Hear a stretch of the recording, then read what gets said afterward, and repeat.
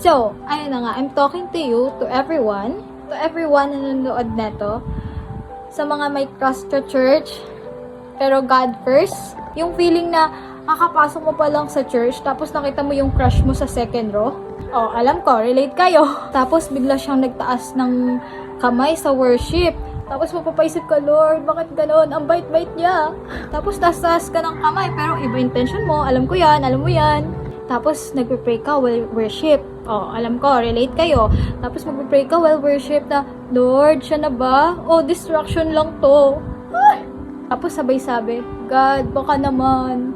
Syempre, na-realize natin, ay, hindi ako, ikaw kausap ko dito. Tapos na-realize mo na, wait lang, hindi ako pumunta dito para kiligin. Oh, hindi tayo pupunta ng church para kiligin, ha?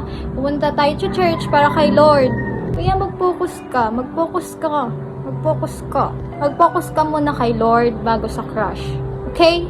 Honestly, it makes me happy. It makes me happy. But honestly, it makes you happy. Or it's okay na kiligin tayo. Pero guys, mas fulfilling yung kilig mo kapag si Lord ang center. Di ba?